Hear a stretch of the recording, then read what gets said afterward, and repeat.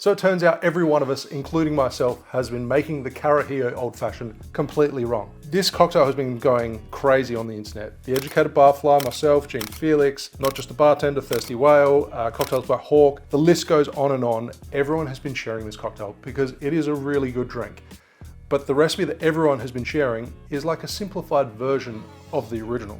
So I got in touch with Sean O'Connor Combee, who is the original creator, and he shared the original recipe.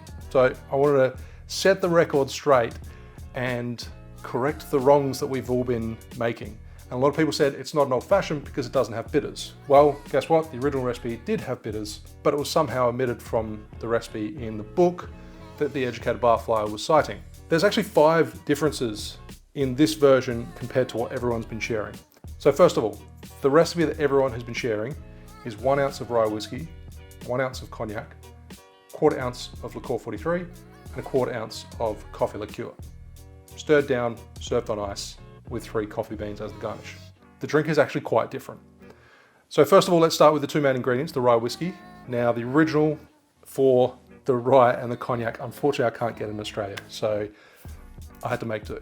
The original rye whiskey is Wild Turkey 101. So I'm using Elijah Craig rye, which has a similar mash bill and a similar ABV. And then the cognac, the original calls for Pierre Ferrand 1840. I'm using Martel VS. And then the coffee liqueur is not actually Mr. Black, it's actually a coffee AMARO blend that they make in-house. I don't want to overcomplicate this anymore with all the different changes, but this is a blend of 3 AMAROs with coffee beans infused into it. You can find that in the description below. So let's construct the drink. It's the same ratios. I'm going to start off with 1 ounce 30 ml of rye whiskey, then 1 ounce 30 ml of cognac, 1/4 ounce 7.5 ml of Licor 43, and 1/4 ounce 7.5 ml of the House Coffee AMARO blend, then 3 dashes of Angostura bitters. So a lot of people that made the simplified version were complaining that it didn't have the bitters and it didn't have that, it just kind of lacked that little bit of intensity, but this version does not. You've got the bitterness from the House AMARO blend, you've got coffee beans infused into it, you've got the Angostura bitters, which adds the cinnamon and clove and all those kind of notes. And then, rather than garnishing with coffee beans, we have coffee beans added into the mixing glass, about 12.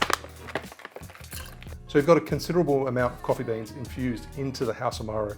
Then you've got fresh coffee beans into the drink itself and stirred. So it does provide more bitterness and more robust coffee notes. And only a quick stir.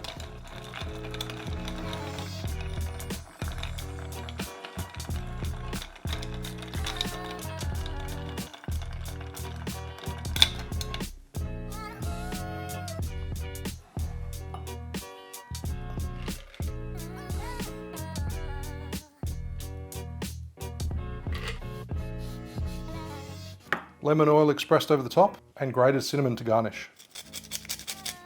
So as you can see, there's quite a few differences with the drink that's been doing the rounds of the internet and this particular version here. This has the House AMARO blend, it's got the addition of Angostura bitters, it's got coffee beans stirred into it, it's got grated cinnamon over the top as well as those lemon oils expressed into it. And the results are quite different. The first thing you'll notice as you lift the glass to your face is just that warming cinnamon note. And the drink itself is quite punchy. The original called for Wild Turkey 101, which is 50.5%. This is 47, so it's still pretty close. And then Pierre Ferrand, the cognac that was originally used, is 45%, this is 40. Only a short stir, so there's less dilution, more punch to the drink. And the bitterness is more at the forefront thanks to the Coffee AMARO blend, which is a blend of Braulio, which is an alpine AMARO, Cynar, an artichoke AMARO, and Meletti in just a small portion, which has kind of cola-esque kind of notes to it. You can see the actual ratios and the breakdown of how to make that in the description below. Of those AMAROs in this blend, the Braulio is the highest, which is like an alpine AMARO. It's kind of piney, it's got minty kind of notes, juniper. That's what sort of comes out to me the most. And those flavors stand through in this drink. So very different to the one that everyone's been sharing. If you don't have all the AMARO to make this coffee AMARO blend, then something like Mr. Black or St. George Nola coffee liqueur, they're both great options. So if you're on the fence with that recipe that everyone was sharing, then maybe give this a shot. And you know what else would go really well in this Carajillo Old Fashioned? chocolate bitters and or coffee bitters by yours truly. Follow the link in the description below, grab yourself a set. See you soon.